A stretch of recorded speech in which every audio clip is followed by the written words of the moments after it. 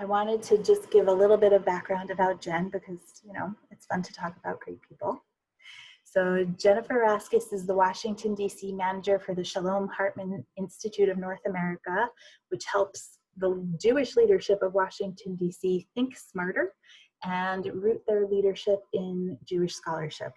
She went to all the fancy schools like Columbia University and Harvard's Kennedy School of Government.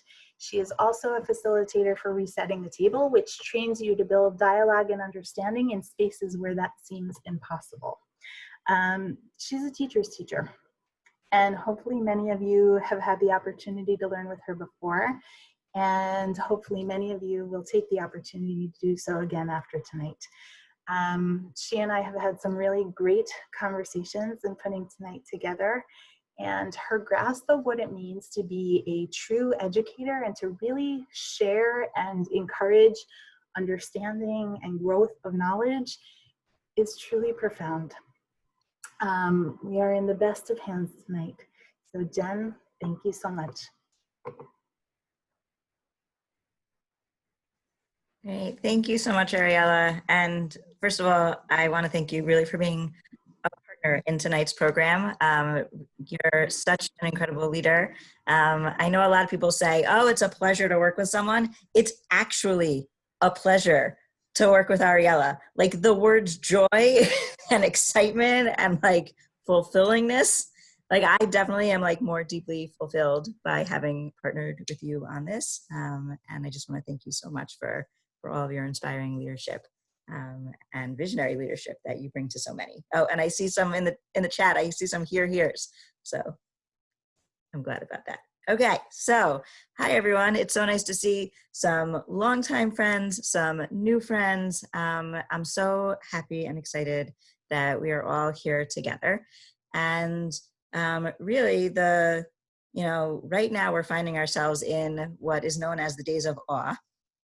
And as Ariella really introduced so beautifully, I think it's very hard right now to really be feeling awe. I know the words that I'm feeling right now, there's depleted, there's everything's a blur, right? I think that the phrase is today's blur's day because we have no idea what day it actually is. There's been profound loss, there's profound and really tangible loneliness that a lot of us are feeling. And that's not where we want to be ever. And definitely right now when we're leading into Yom Kippur. I think some of the words that we'd rather be, some places we'd rather be are inspired, reflective, excited, spiritually energized or engaged. And I think we can get there. So here's the good part. The good thing is that all of us at different moments in our lives have been inspired. And all of us at different moments in our lives have felt connected. We've felt that we belonged and were accepted and were loved. And that, because we've experienced those in different ways, they live inside of us. And what I want to try to do tonight is try to just dig into that well and try to bring those feelings of inspiration and connectedness that we have that live in us, bring them more up to the forefront so that we can enter into Yom Kippur in a way that is more filled of aspiration. So it's kind of like having like a treasure chest in front of you and needing to sort of dig in to find that pure treasure. But instead of a shovel, our tool tonight is going to be a pen. So if you have your pens ready, we're gonna get to the treasure. So the way that we're going to do it is that we are going to craft a letter for ourselves that you can have near you on Yom Kippur. And that letter is going to contain 3 different stories. 2 of them are about moments that have happened to us in the past, a moment of inspiration and a moment of connectedness. And one of them is going to be a story that we're going to author of what we'd like for this year to look like. What are our aspirations for the new year? And because we're doing this as a journey during the days of awe, we're going to do the whole thing in a metaphor of journeying from Rosh Hashanah, being within the days of awe, and getting to Yom Kippur. So does that sound like something we can do? Is anyone ready for that? All right, I see thumbs up. Okay, so without further ado, I am going to share my screen and we are going to be able to start working on our journey. So I'm just going to I practiced this on a different computer, so I just have to figure out how to get this to start. Do you want me to sing the Vanna White song?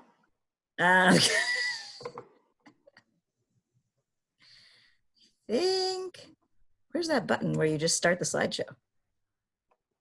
Okay, you guys can see the slide, right? It's right there up at the top. You see it? Keep going up the top. Keep going, keep going. Oh, I know, this black thing is just covering it. I love Sarah Ellen. Hold on, Jen, Or down at the bottom. There's also.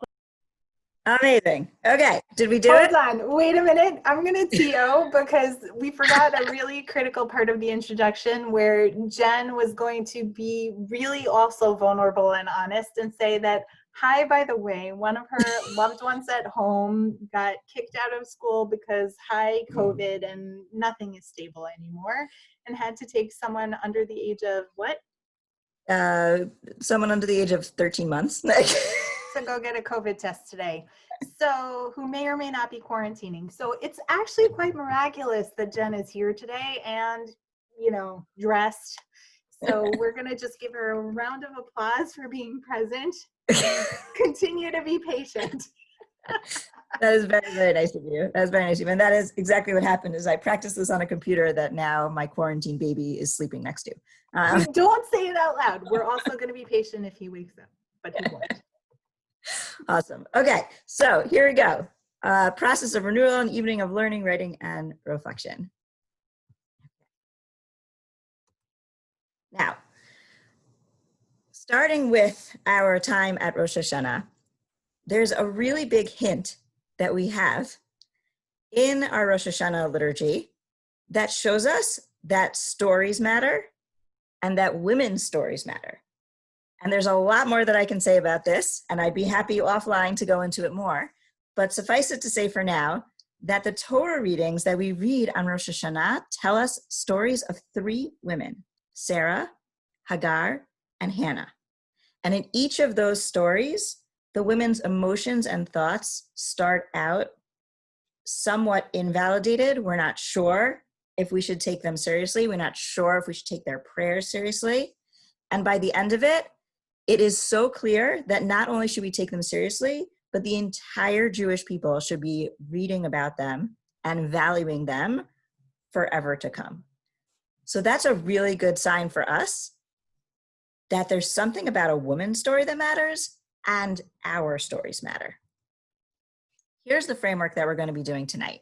The framework is based on a theory of leadership. It's called public narrative. There's 2 people on the call, Alexis and Samantha, that know this very, very well.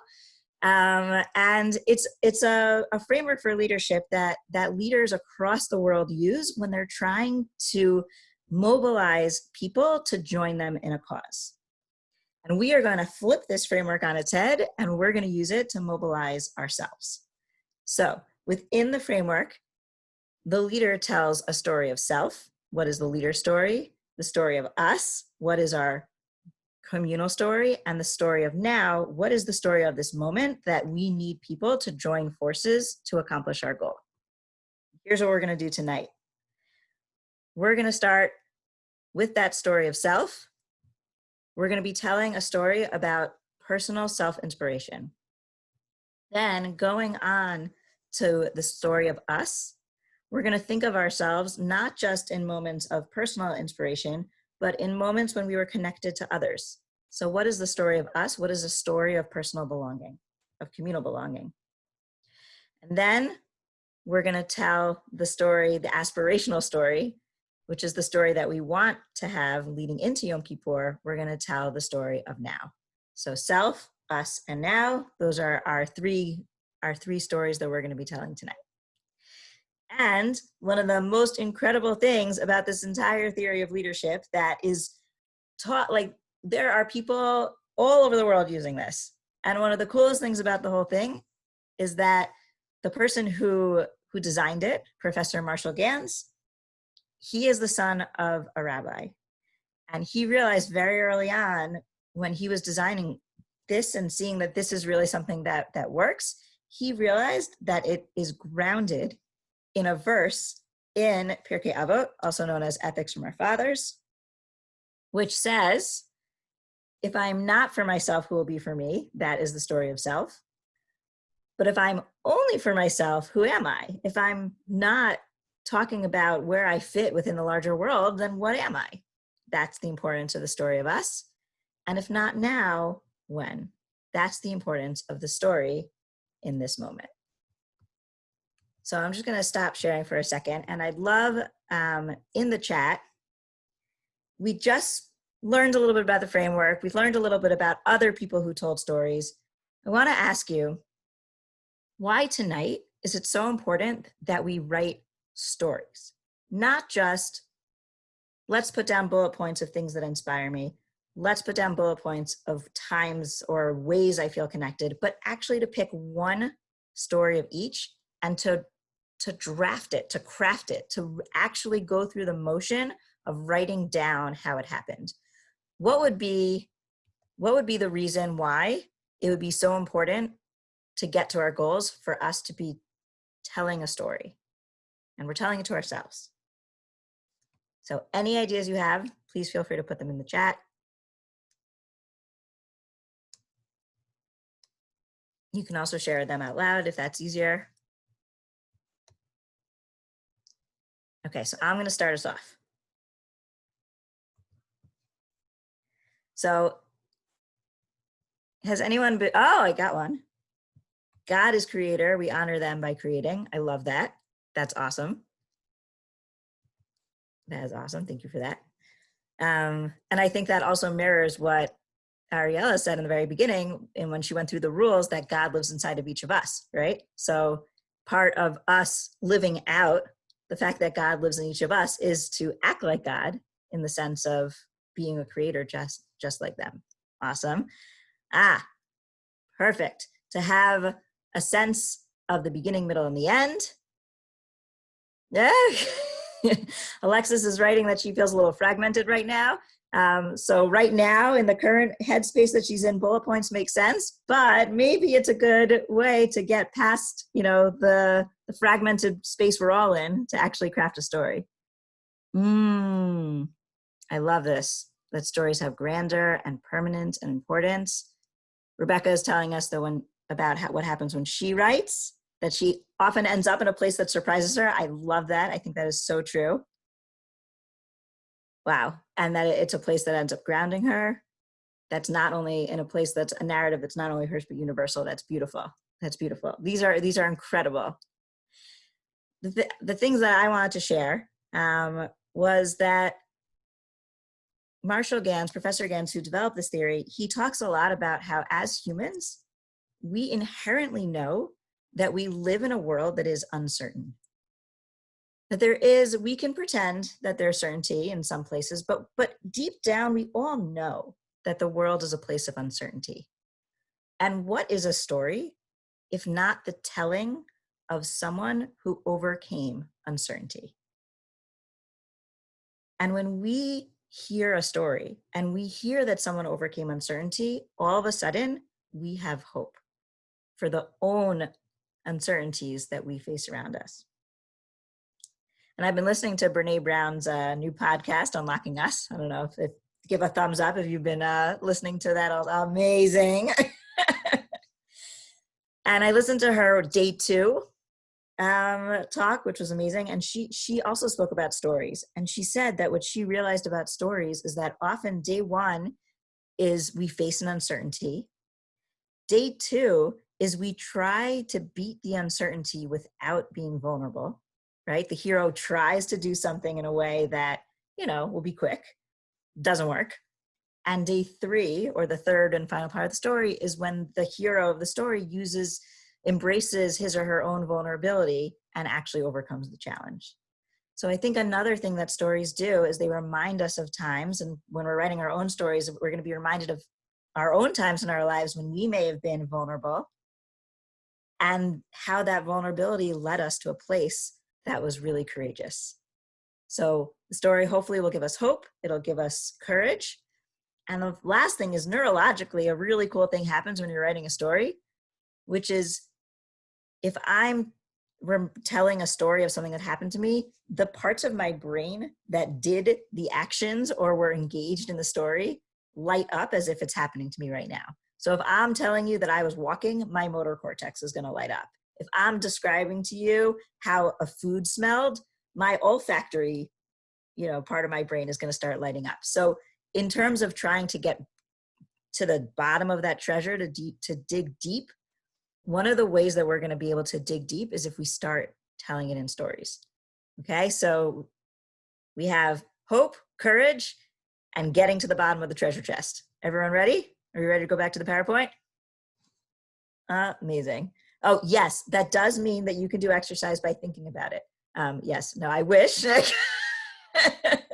Unfortunately, just because your motor cortex lights up, I don't think it works for other things. But I do have a sign in my kitchen that says, does running behind count as exercise? So you know where I fall in on those types of thinking. Amazing. Okay, let's go back. Okay, so this time, thanks to you guys, I'm going to be a master at the slides. Ta-da, check it out. Okay, so it's time to craft our stories.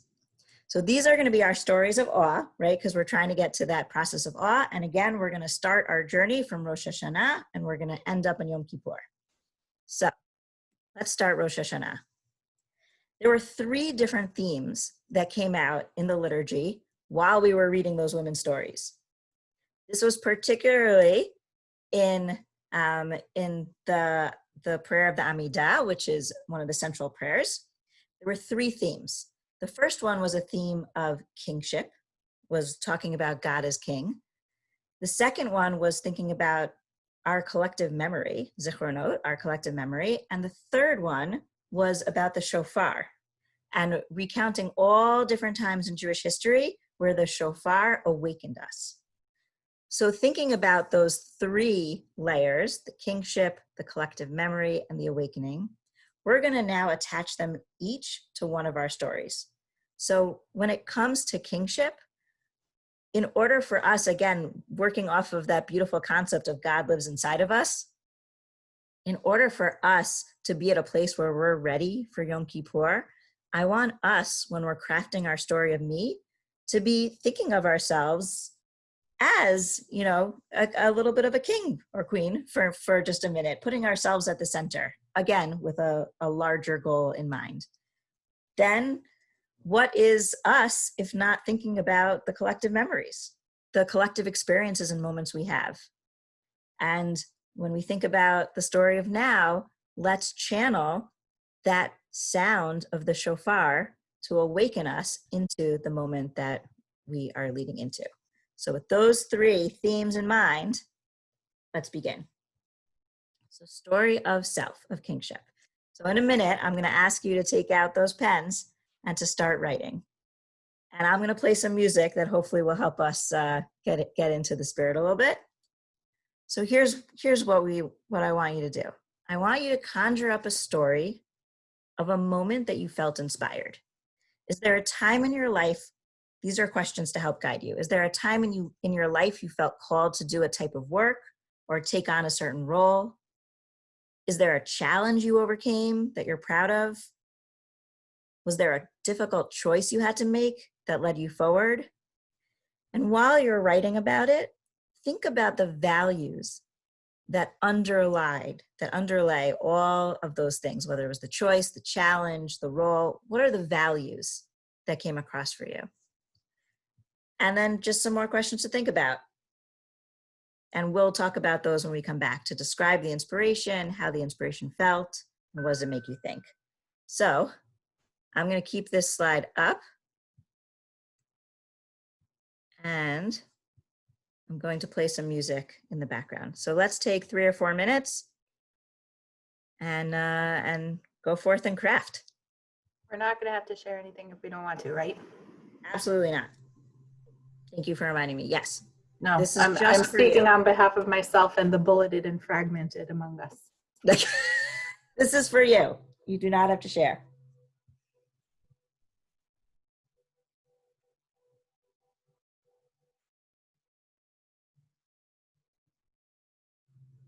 Can you hear the music? No? Okay. So let me stop. Stop the share and click the button that says you want to share the computer sound. Yeah, I thought I did that, but we'll try again.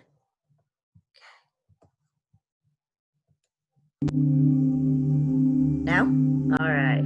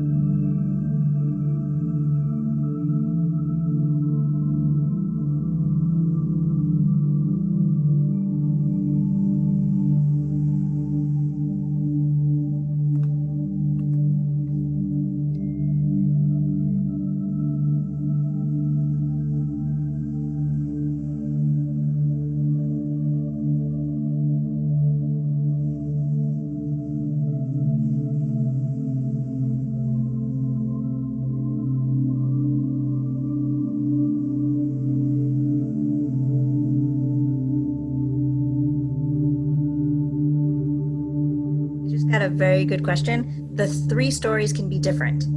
So you don't have to think of one that gave you inspiration that also gave you connection. This can just be personal inspiration. If you want to connect them, you are also welcome to.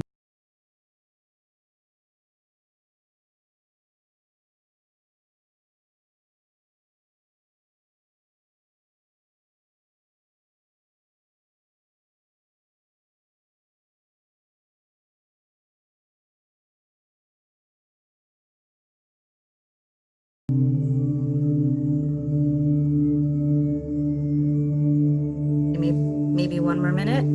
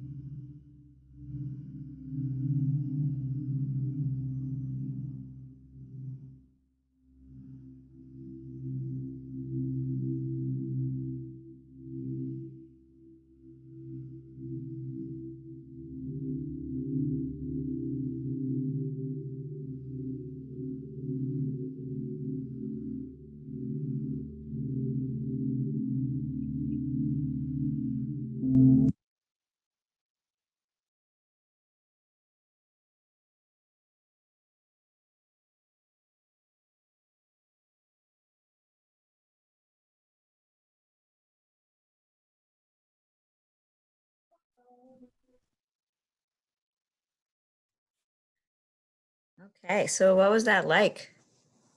How was that experience for you? Please feel free to write in the chat. You can share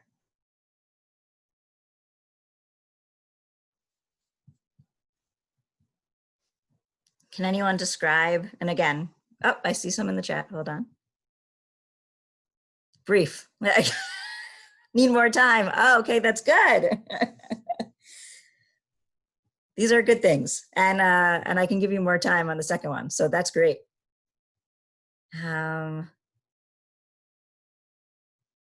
Wow. That's awesome. So I'm hearing that this was thought-provoking for some. You feel the same way that you did when you made the decision. I think that's good. That means that you were going deep and you were getting all the parts of your neurological space to be working with you to get to that feeling. So that's fantastic. That's awesome. How does it make you feel right now to be conjuring up that inspiration? Like, how do you feel in this moment? Versus, let's say, how you felt half an hour ago. Content, proud of yourself, affirming. Yep. Wow, this is great. Worthy. Yep. Well,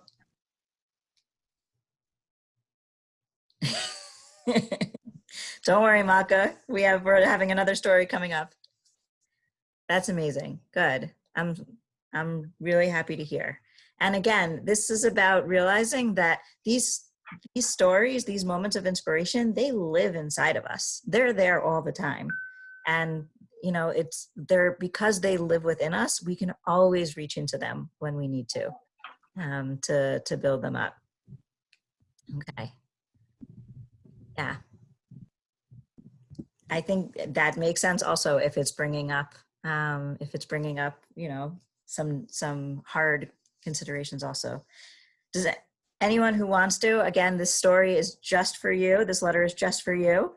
But if you want to give us a headline or tell us a little about it, you are welcome to write it in the chat if you would like. Okay, we're gonna move on to the next story. So.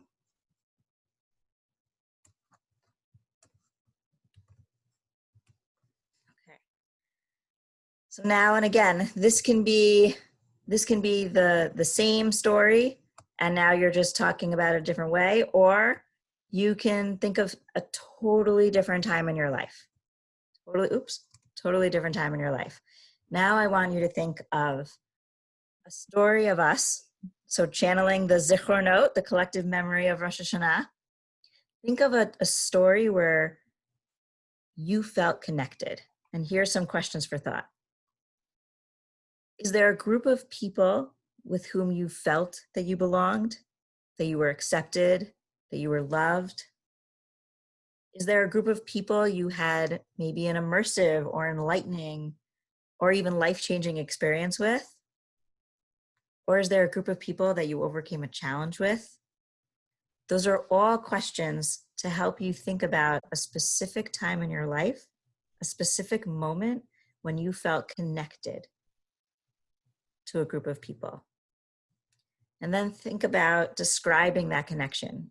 How did it feel? And when you felt that you were in that place of connectedness, what did it make you think? So with that, I'm going to turn the music back on. And this time I heard you, so we're going to give you a little more time to write this one out, okay?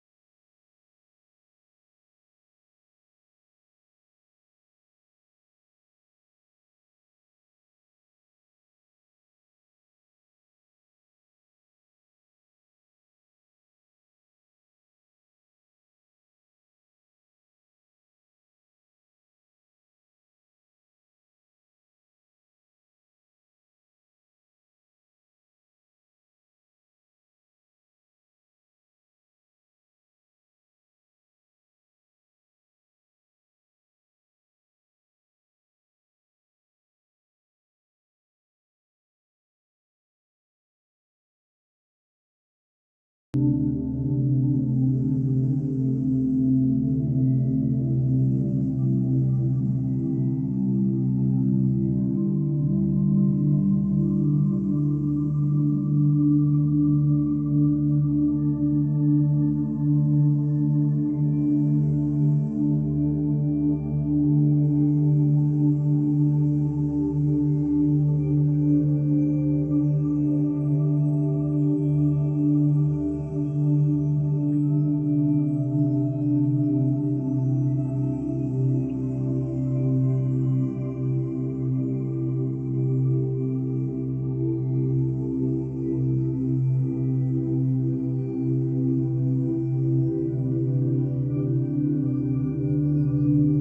how are we doing on time this time?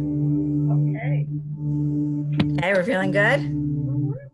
You need more time or you're good? All right, okay.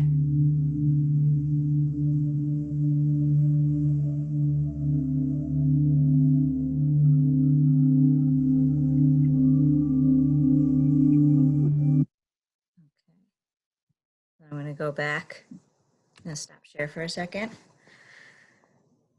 Okay, so that was our second story. We are 2/3 of the way there. How did going back to that story of connection make you feel? Feel free to put in the chat or share. Nostalgic. Nostalgic. It was awesome.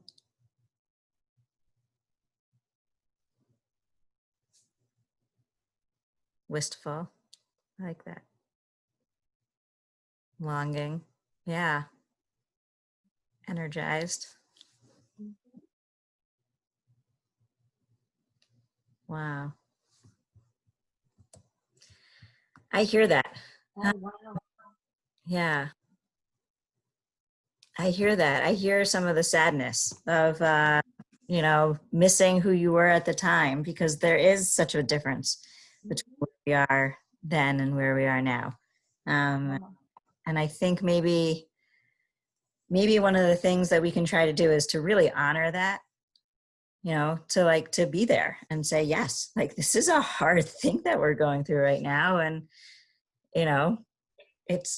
it's hard that we can't be in those moments in the same way that we were able to. Yes, and definitely that we can't be with the people that we want to be with at the same time. I think it's right to sit with that and to really honor it.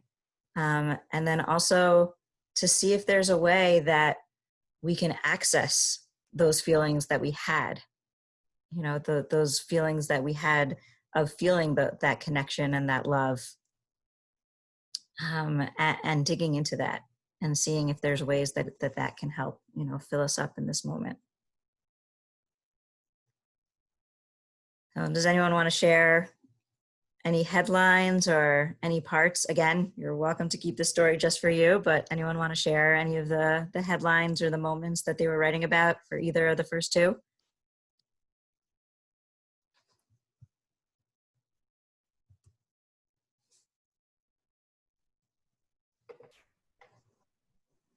Yep.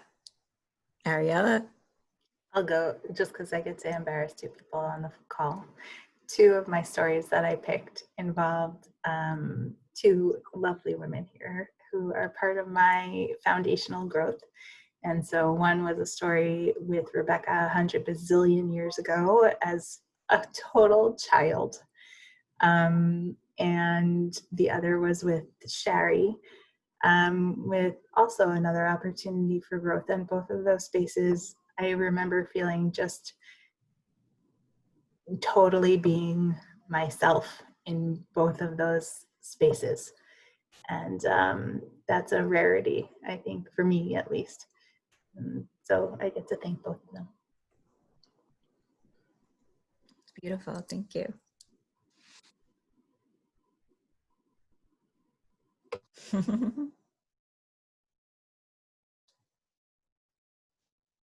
Does anyone else want to share, even if it's just the genre or the topic, without going into anything deeper? Yeah, Susan? So I just found it really interesting as I was writing the first part of the experience of community. I actually got some of the high, some of the happiness from it. And then as I realized what was missing and that I didn't get to repeat that and that I'm missing these people, I started to feel sad, you know? So it was very interesting to feel all that emotion just in 3 minutes of writing. Yeah, definitely. Definitely. And thank you for sharing. And I'm sure that resonates with a lot of people. Yeah. Oh, Francine. Oh, I think you're on mute. I'm from Michigan, and I was part of a collected group of people from the labor Zionist movement back in the 1960s and early 70s. And they're the people I've really kept in touch with. They're the people who actually introduced me more deeply to Judaism because we lived collectively. And also we did community planning. Every week we had weekly Shabbat dinners and also holiday events, as well as a weekly cafe that we sponsored all on our own. It would be similar to what's called the Moshe House now, but we did it without any support from any organization whatsoever for 3 years. And they're the people that have that I feel deeply about, my friends, and that we Zoom together every week. That's so nice. That's so nice. Yeah. And two of the things I just heard from you is one, the consistency of how often you did things, and really that pride that comes from knowing that you did it on your own, right? Yeah. Yes, we did it on our own. That's beautiful. That's beautiful. And what kind of emotion does that conjure in you right now? A little bit nostalgic and also proud at the same time. That's awesome. It does. That's amazing. Was anyone else writing about a challenge of any sort that they overcame in either of the stories? Or beating the odds?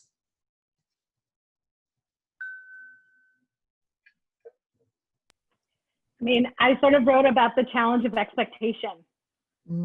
Like the expectations that we have of ourselves, the expectations that other people might have of us that we like take on.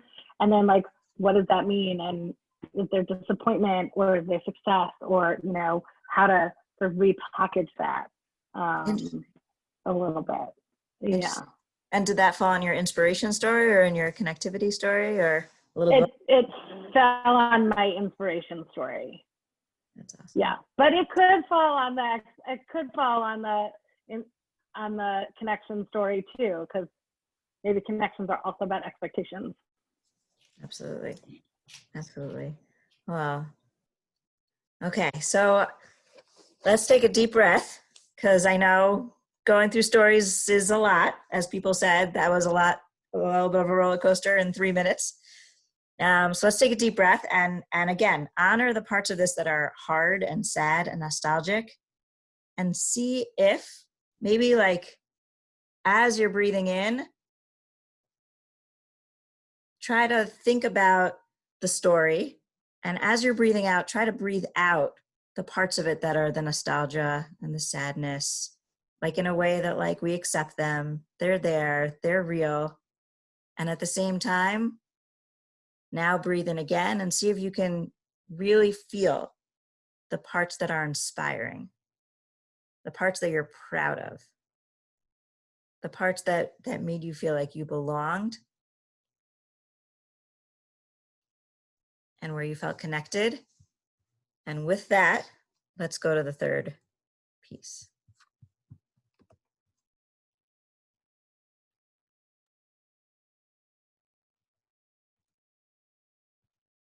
So this is our final part of our letters to ourselves. Let's think about the story of now. Again, channeling the image of the shofar, the image of awakening us. Think about seeing if we can take from those moments of inspiration and connectedness that we've experienced in the past, and think about in this present moment, it says before, but during the high holidays, we're at the beginning of a new year, a new start, a time for introspection. Are there ways that I can channel the inspiration and connection that live inside of me, that I can channel those feelings into this year? What values, maybe there were values that came up in the stories that you were remembering, values that you held dear or that you stood up for or that you centered in your life at different points. What values do you want to center in your life right now? What outlook would you like to have? What actions and what hope? And again, understanding that this is hard times and there's a lot out of our control. But if there are things that we can focus on, that we can center our minds to, what would those be? And now I want you to author a story. This one's not of something that happened, but of looking towards the future. Tell the story of how you want to start this year. What inspiration and connection can you infuse into your life? And here's the last part.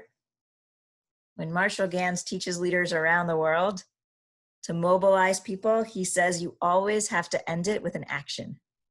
So leaders have to say, will you vote for me? Will you come to the rally that we're holding on Thursday? So I want you to think about one action that you can commit to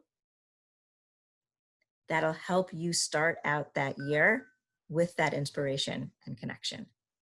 So again, write a story of how you would like to start the year, channeling inspiration and connection to live inside of you, and think about one action that you can take, that you can commit to start it off.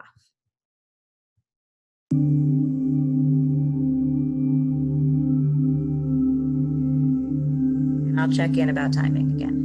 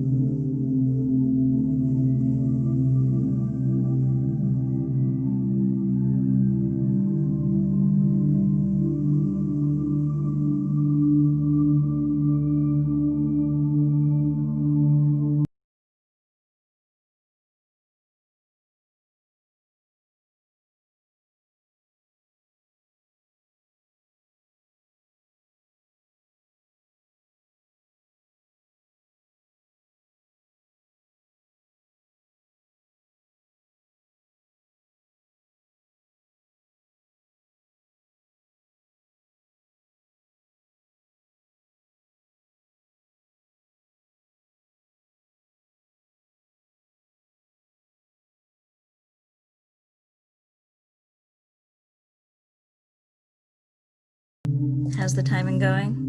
Do you want more time?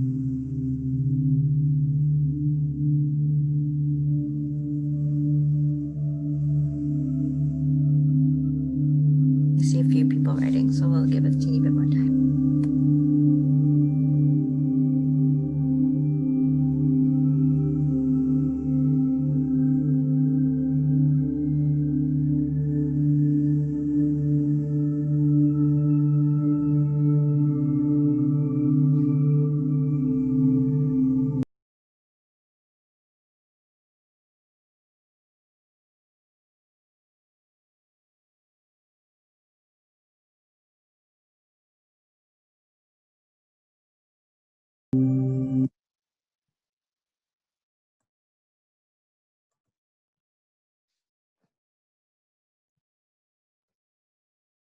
Okay, so how was that? What did it feel like? Feel free to put it in the chat. Does anyone want to share any part of what they wrote? It can be one line. Exciting. That's great.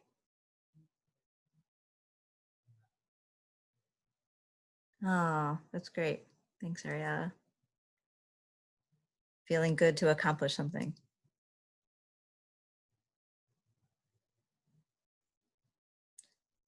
I see strong, brave, restorative, amazing. And it could also be hard, you know, hopeful.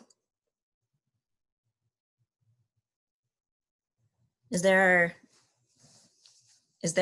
a line or, you know, anything that you want to share or a part of it that you feel like might resonate with other people?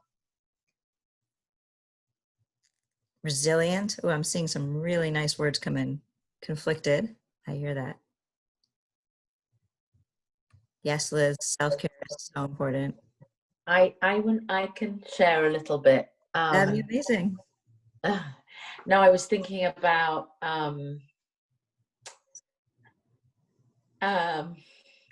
tefillah and how so many Orthodox Jewish women, we're not taught to really daven but tzibor. Like, it's just like it's taken away from us. And through coronavirus, I discovered it because we have a minyan on our street, and so I daven every day, at least twice a day with the minyan, and I feel like it's been this gift that's been returned to me, and I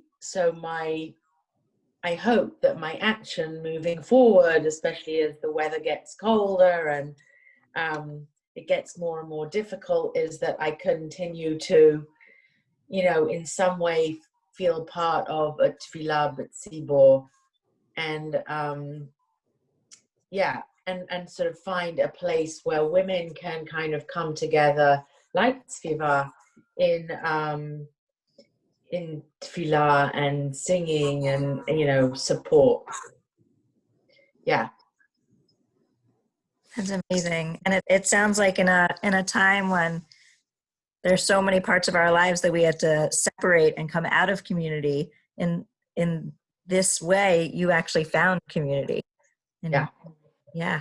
In a place for something that's very important to you, which is prayer, that you actually able to connect prayer and community and do that. Yeah, and going from, you know, it used to be I'd get on the metro, I would do my quick daven, you know, for 5 minutes, and just sort of taking the time is just, you know, it feels like such a gift. So I kind of come to this Yamim Noraim, this time of, you know, Rosh Hashanah, Yom Kippur, actually feeling much more connected to God than I think I felt for, you know, maybe since I was little. Wow. Yeah. That's amazing. That's amazing. And hopefully can inspire a lot of us. Thank you.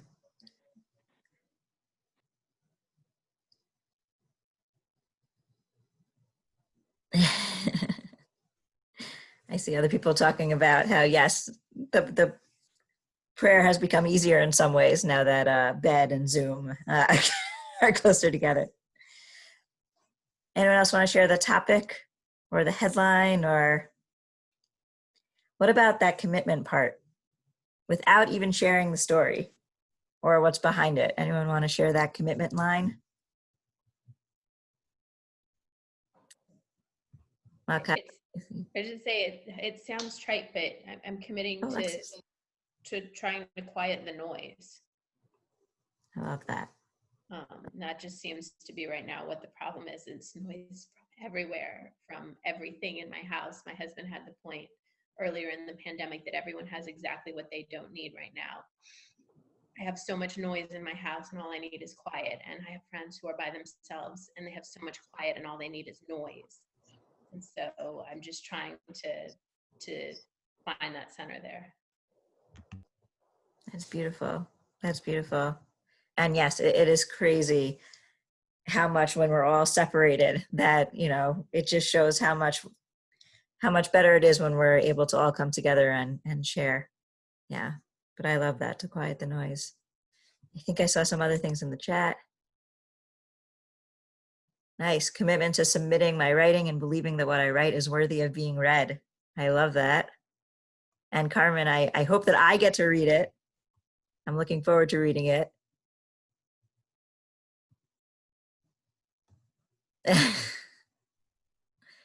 Commitment to act even in fear. That is a big one. And again, you know, where uncertainty is, we all know it's there. It's a part of life. So I think taking that commitment to act within uncertainty, and hopefully leaning in to stories that bring you hope and courage, hopefully can help us get there. I think, I mean, I also, want to commit to act, but what Yael said earlier about feeling less able to do things now, that really resonated with me. The story that I chose for inspiration was from college. The story that I chose for collective memory was from high school. And I feel like I was more, I'm trying to think of the right word, audacious maybe, at believing in myself and believing that I could actually accomplish change. And I did it. And I know that I did big things in high school and college, but I definitely struggle with feeling less able to do that now. And so I'm trying to figure out how to tap into those feelings of knowing that I did accomplish things and figure out how to get myself to do that again. So Malka, what was your one commitment? What's the one thing you're gonna do to start yourself off?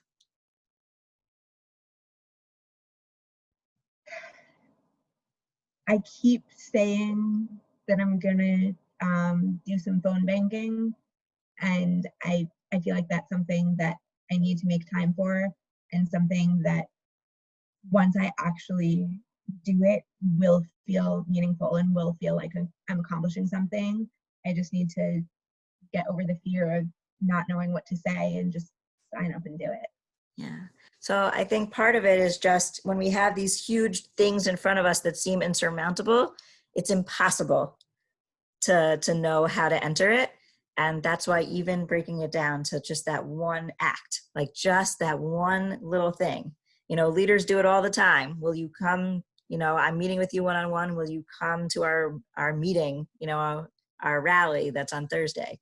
So just thinking about like, what's the one step, hopefully can help. Okay, I promised you that we were going to start with Rosh Hashanah, but get to Yom Kippur. So I think you all have done that journey of starting at Rosh Hashanah, going through the themes, thinking about the women of Rosh Hashanah. You've delved into those days of awe by bringing out the awe that is inside of all of you. And now it is time for us to end on Yom Kippur. So on Yom Kippur, on Monday, there is a prayer in our liturgy called Unatana Tokef. And Liz, I'm thinking about you and I'm thinking of prayer now. And we're going to talk about the 3 different things that bring us redemption. And what are those 3 things? They're teshuvah, they're repentance, repenting for our past. Also, teshuvah has this idea of returning to ourselves. There's tzedakah, there's the giving of charity, and there's tefillah, which is prayer. And we're gonna, in the liturgy, it says, these 3 things, this return to ourselves, this charity, this prayer, that is how we are going to achieve redemption. And I think there's a way to think of those 3 things as connecting to those 3 stories that we just told. Because tshuva, in terms of repentance, does mean a return to the self, right? To that story of me. There's a story of me that we all know. There's a story of ourselves that we know is inside of us. And teshuvah is about how do we return to that place? Maybe we've taken a wayward way or taken a turn at some point, but how do we get back to that inherent story of ourselves? Tzedakah, charity, is the epitome of the story of us, because every time we give charity, we are cognizant of the fact that we live in community, that we live amongst others. And charity is the activation of thinking about those within our community who are less fortunate than we are, and thinking about the ways that we can help them. And tefillah, prayer, is a lot of what we just did right now. It's saying that no matter what is going on in the moment, no matter what, Alexis, what noise is around us, we are going to take a few moments to focus in on the silence, to focus in on the meditative power that we have, and to pray, whether it's to connect to God, to connect to ourselves. We're going to activate this moment as a moment where we are going to be in prayer.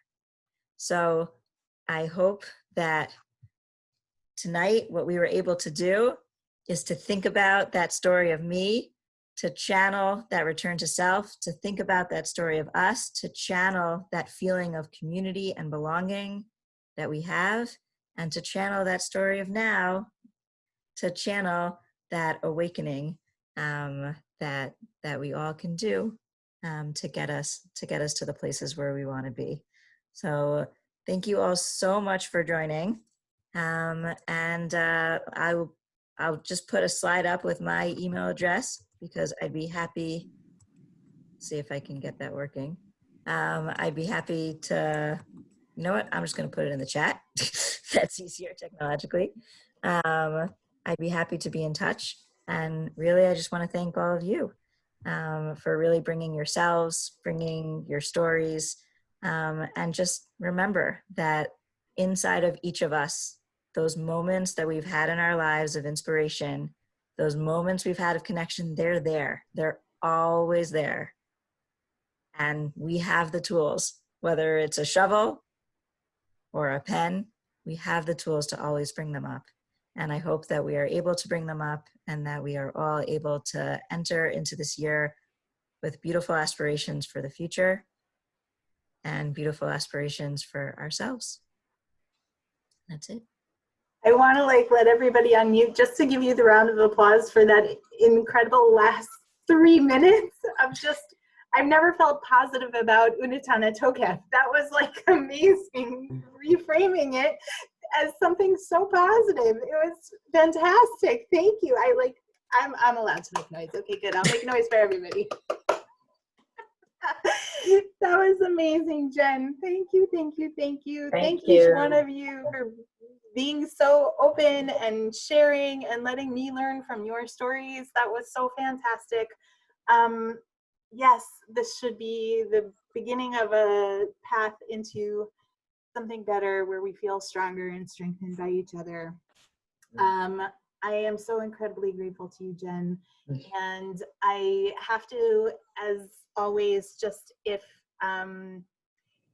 as one of the principles of SVIVAH, we really adhere to showing respect to our educators and speakers, to the caliber that they deserve for their time and their talent. And this is a gentle ask. I know that these are hard times for everyone, but if you have the ability to share whatever you can generously, I put our website in the chat. It's SVIVAH.org/donate.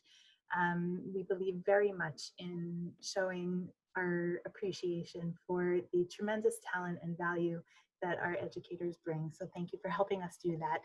It was such a gift to be with each one of you. I hope that this is not the last time. If we don't have your email address already, please either stick it in the chat or send it to me, reply to one of the bazillion emails that I've sent you already, or go to our website and put it there. And I just want to not be remiss in not leaving this room without just wishing everyone a year to come that is one full of blessing, one full of health. And I'm bringing each one of you with me into my Yom Kippur. So thank you. Thank you very much for showing up this way. I'm going to stick around if anybody wants to hang out and take themselves off mute and say hi. But thank you for being here tonight. This really Thank filled you. me. Thank you so much. Thank you. Thank It's you, so Jen. nice to see everybody. Liz, it's so nice to see your face. Great to see you too. Great to be here.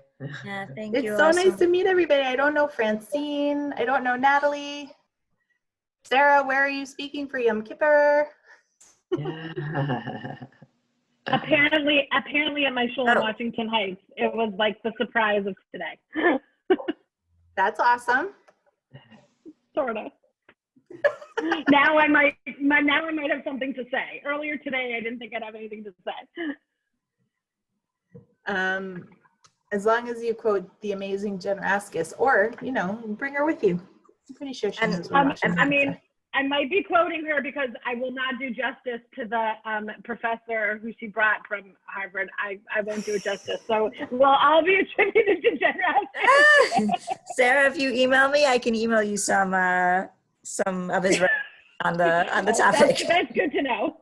Yes. But I loved the way that you made the connection just from the theory and then, you know, all the way through to like where it lives in the things that we know as Jewish women. And I really, really love that.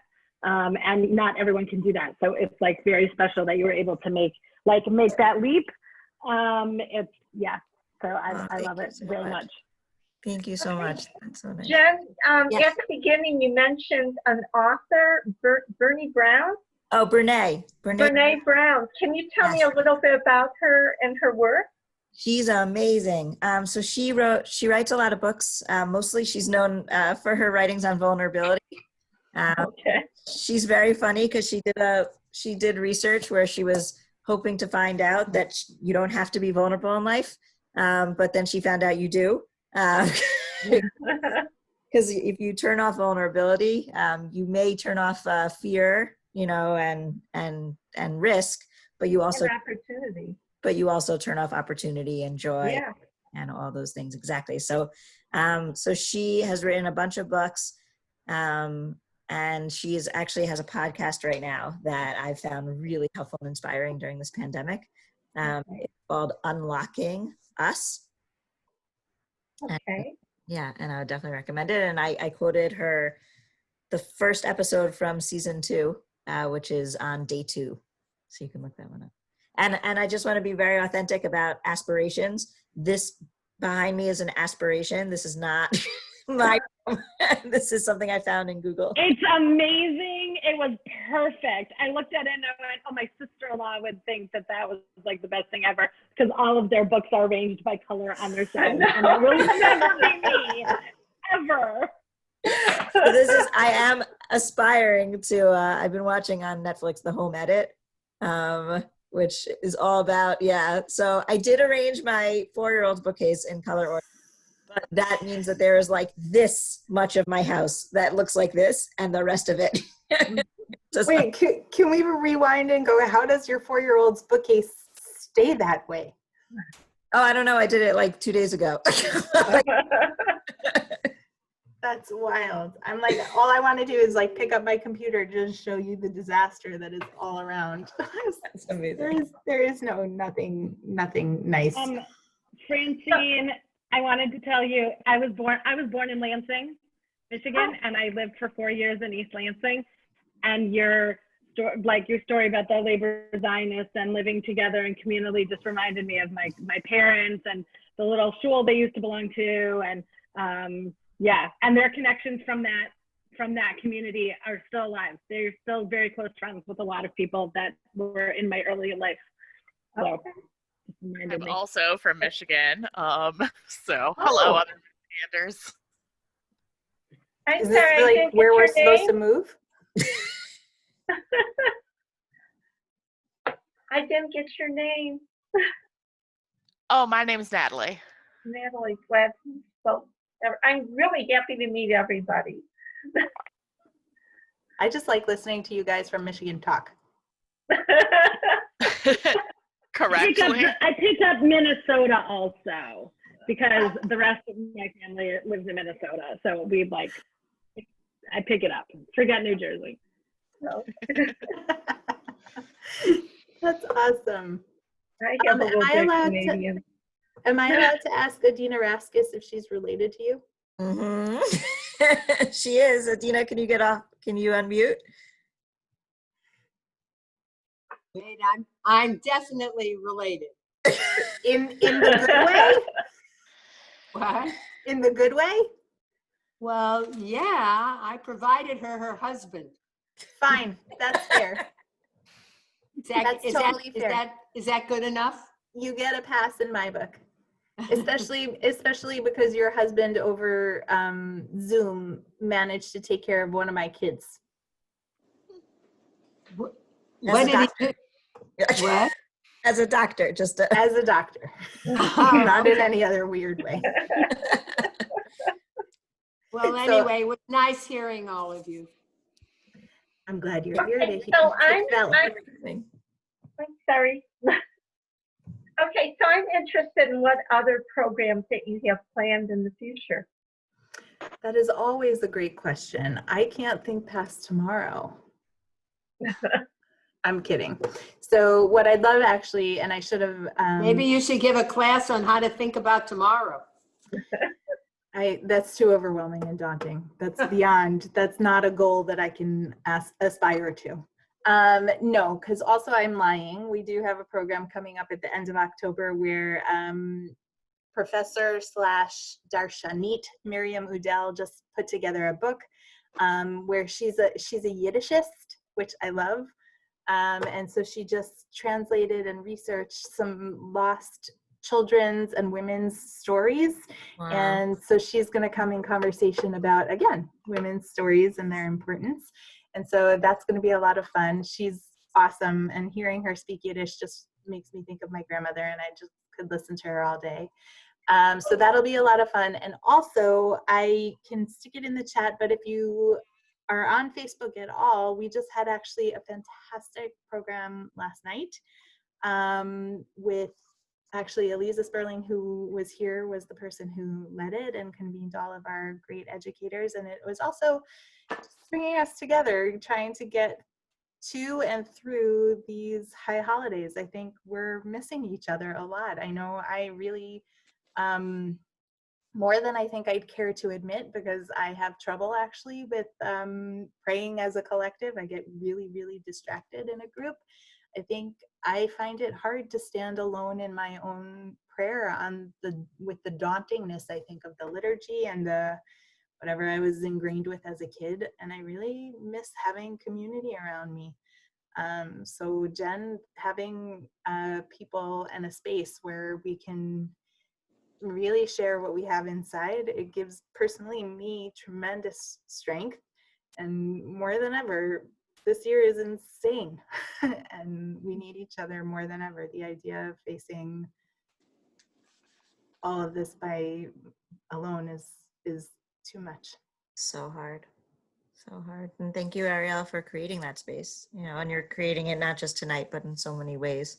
Mm-hmm. I get lucky. There's like amazing women everywhere. They pop up now on my screen, whether I like it or not. Just fabulous people everywhere. I'm going to put the link to our program last night because you can rewatch it. And there's also some amazing music. We had some beautiful singers, Ravital Korn, that's her married name, and Dahlia Topolaski sang some of the prayers from Yom Kippur for us. And they're amazing. My kids have heard their practice clips on loop in our house, and they keep asking me, what synagogue are they at? Let's go there. They're very funny because it's really beautiful. But I'm going to put that in the chat. I'm really happy I discovered this group. How'd you find us? Someone sent me a link. Who's the someone? I just don't know. I'll have to go back to my emails. And it was just really, I mean, I'm looking at, I just went down through the past programs. I wish I was there for many of them. And even the one last night, I mean, your group is fantastic. Well, we get to see you lots and lots because we will, God willing, have more things to do coming together. I think we actually, one of the things that I love about SVIVAH is not being in charge, but instead of just being the maker of things happening and being really responsive. So when people articulate that they are looking for something in particular or missing something or not finding it in the other spaces and community to which they may or may not belong, we can fill that. And so the odds are actually if one person says that they're missing something or would like to get together over a certain topic, amazingly, there's a room full of 35 other people who want to do the same. Mm-hmm. And what I love about SVIVAH and how it's evolved is that we get to come together like this, mm-hmm. where I don't know you from anywhere, and yet I would totally feel comfortable inviting myself over for coffee. I heard about SVIVAH for the first time like last month, and then I had a well-timed sponsored ad come across on Facebook. So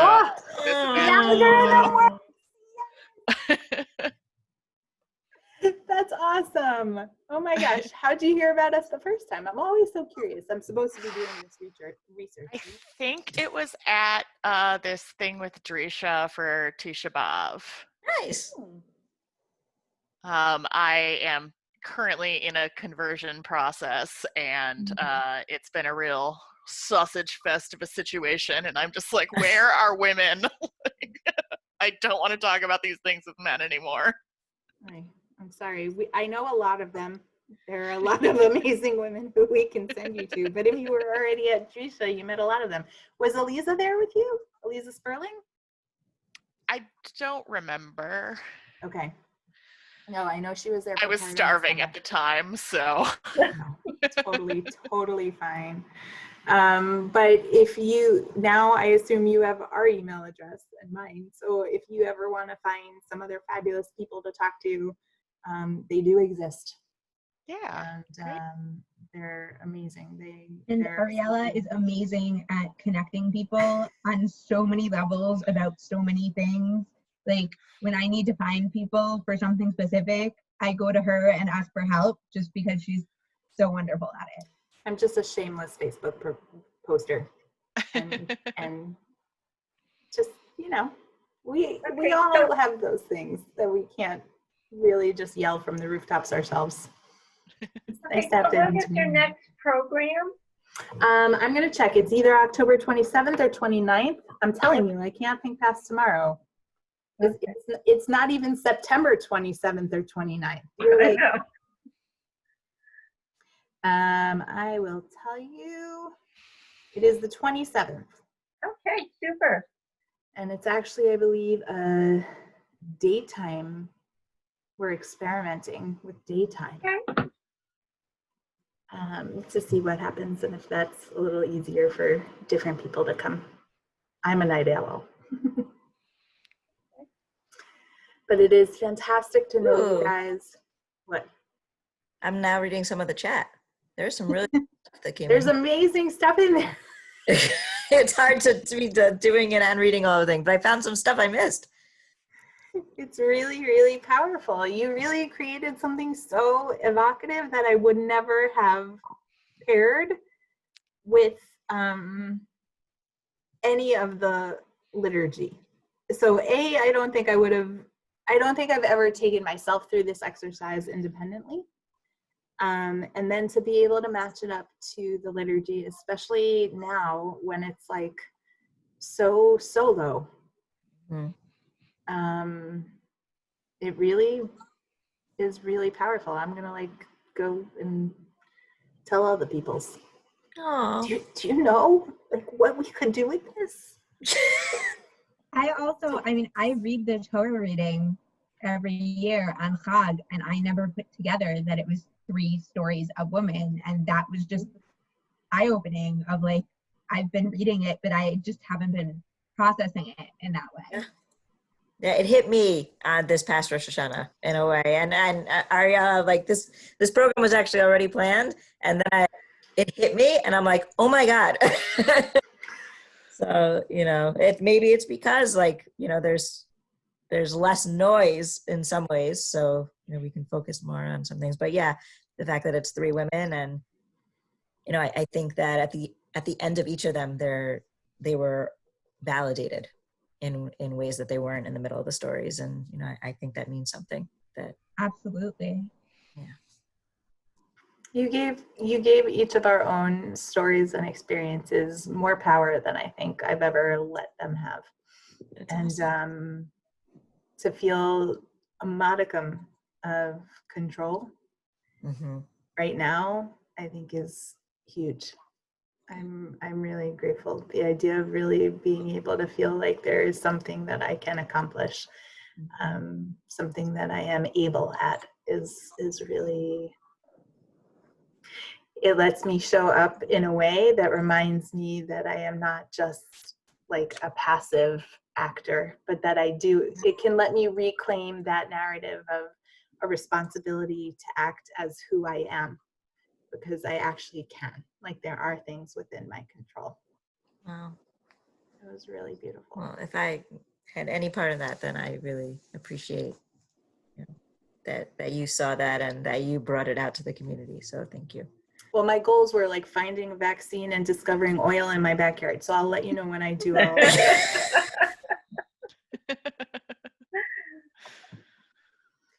All right, I'm gonna let Jen go because she is in the middle of quarantine land in her house, and she should. And I love her dearly, and I am so grateful. Like really, this was beautiful and phenomenal and fantastic. Thank you again. It was wonderful. Thank you guys. And learn with her more because she teaches lots in all the different places. Great. That's very nice. It was so nice meeting all of you. Thank you, Jen. Yourselves. Thank you, Ariella, again. You're just amazing in so many ways. I am so glad. And Adina, I'll talk to you soon. Thank you for letting me listen in. I enjoyed listening to all of you. Of course, especially Jen. That's right.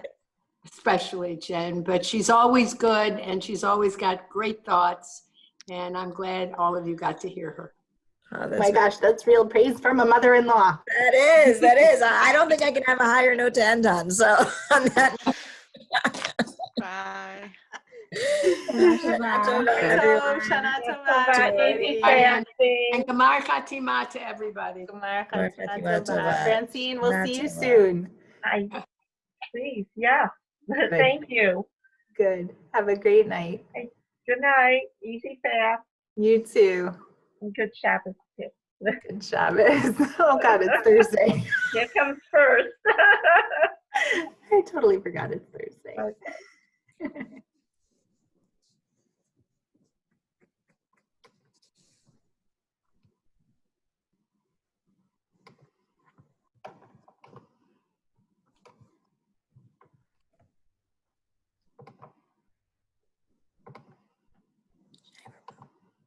I don't know who Sarah was. Hold on, let me start recording.